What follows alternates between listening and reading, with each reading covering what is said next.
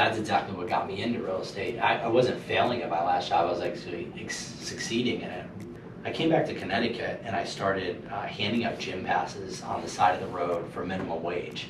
And the way I Like started, a guy holding a sign flipping, essentially? Exactly, that was me. But I was just handing out gym passes downtown Stamford and to guys in suits, and they would treat you pretty nasty. They would be like, get out of here. Well, because they were used to day after day, year after year, if they were working there, just people coming in and out of that position, because traditionally the lower paid jobs have a high turnover rate. Absolutely. So, they would say nasty things, get away, get a real job, things like that, So I think one thing that I did differently, I definitely understood the concept of somewhat branding on a low level. So I went out and got a stamp and it had my name and phone number on it, right? Because I wanted the people, the salesmen inside the gym, to know that these were my passes coming in.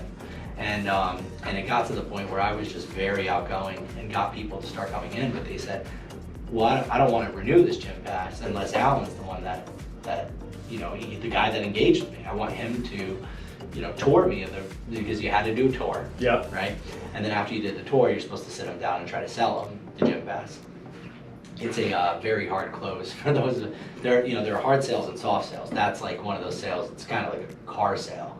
If you're not closing on the first sitting, they're not buying. They're gonna go that one day and probably not come back. And so they started inviting me back to the gym. So I then became like kind of a sales rep as long as my gym passes came in. And so you moved up by that little piece of branding on the card or the pass, whatever. Yeah, I think it was a combination of things. It was the little piece of branding, and then also the different approach, the being super happy and outgoing even when I was getting denied, to the point where you'd wear the people down, you'd see them every day and they'd say, fine kid, I'll take it. And Persistence. Yeah, but that's exactly what we're talking about. Like those little tiny, what my brother refers to as the critical inch, is another sports analogy. I mean, what is that critical inch?